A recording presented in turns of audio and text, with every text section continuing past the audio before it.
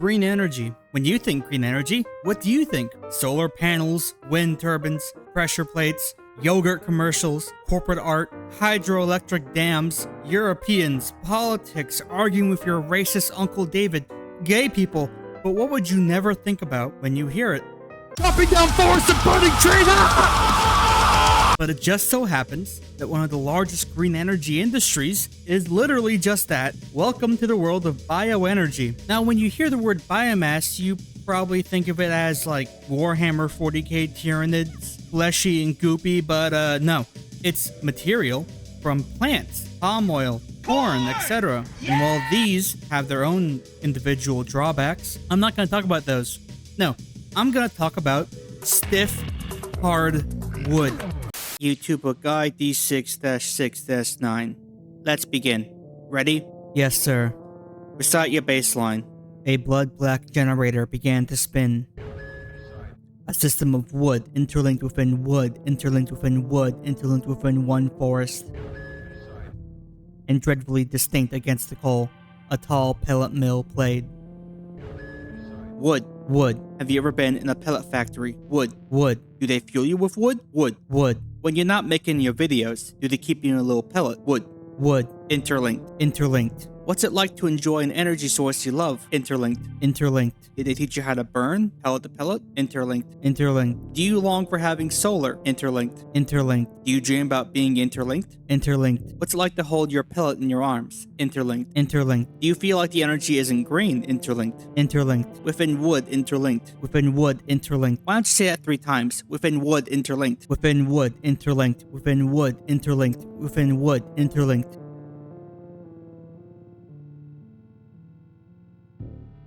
We're done. Constant guy. You can pick up your bonus. Thank you, sir. Yeah, wood. As it turns out, we use wood as a source of both heat and energy generation, far more than the average dummy would think. Not like in a fireplace, no, but in the use of wood pellets. Little compact pellets of compressed wood are then efficiently burned to do what every other energy production does. Boil water. And said water makes steam, which makes the turbine spin, yada yada. But hey, isn't the very process of burning biological matter for energy production, exactly what oil, coal, and gas burning is? As in, it also releases CO2 in mass quantities? Yes, that is true. Very interesting. The very act of logging, transporting, processing, shipping, and burning all that has a cost in CO2. Carbon is not only stored in trees, it's also captured in the soil they get ripped out of. Wood pellet production and burning create what the dummies call a carbon debt, where they release large amounts of CO2 that has to be paid off later by the planting of new trees to absorb it from the air. Hell, wood actually releases more CO2 than coal does when it's industrially burned. Also understand that the faster growing trees planted in their place to pay off that debt are worse at absorbing carbon too. Add on to that the destruction of natural habitats and soils, which of course will have zero consequences either in the future.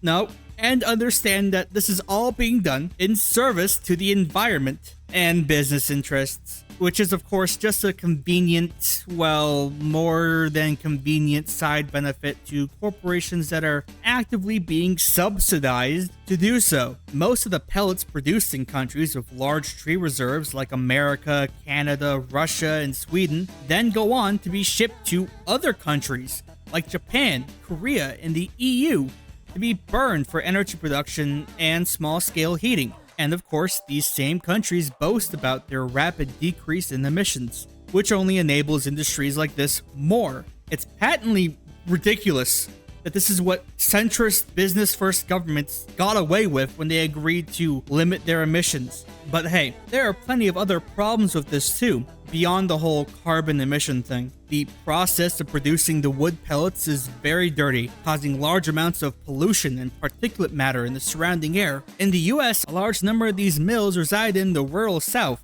full of trees and poor black communities that are essentially targeted for exploitation. The pollution makes the air smoggy and increases the amount of lung disease the locals get, who don't see any help from their, local, state, or federal governments on this issue. Surely an area with average income slightly over $20,000 a year can deal with the increased medical costs of living from just merely existing near the industrial sites destroying their own forests. Now, wood. Have you ever been in a pellet factory? Wood. When you're not making your videos, do they keep you in a little pellet? Wood. Interlinked. What's it like to enjoy an energy source you love? Interlinked. Within wood, interlinked. Green energy. What's it like to be fueled by green energy? Green energy. Do you like being separated from other power sources? Distinct. Green energy, distinct. Green. Within wood, interlinked. Within one forest. Green energy, distinct. Against the coal. Tall pellet mill plate.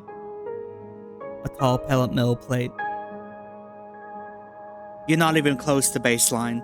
Now, is this all a concerted effort to dupe us into a dirtier energy source and to poison poor people? No, it's just the usual graceless efforts of capitalist exploitation covering itself up in the garments of green energy. Look at the logos and marketing for the primary culprits like Enviva and Drax.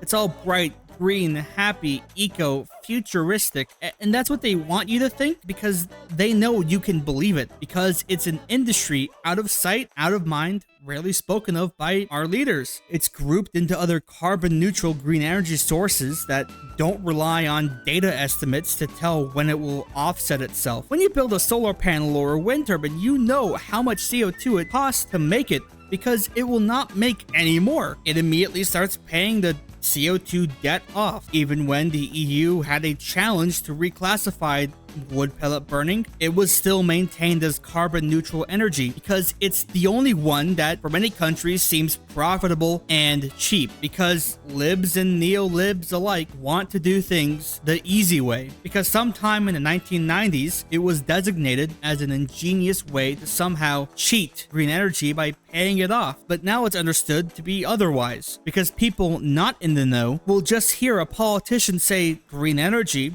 and think anything besides burning trees. On a side note, this is a topic I agree with Green parties on. They don't like pellet burning either. They understand it to just be a giant industry disguising itself as some epic eco-friendly bullshit. And thankfully there are groups in places like the American South and in the EU who want to limit the actual uses of these things, to limit the deforestation caused by it, and seek some sort of reparative justice for communities who suffered from it. I am just asking you to question people, question politicians and business leaders and researchers that when they just use a big blanket term like green energy and carbon neutral, what specifically are they saying? And if it involves wood pellets, ask them how that actually is going to be paid off.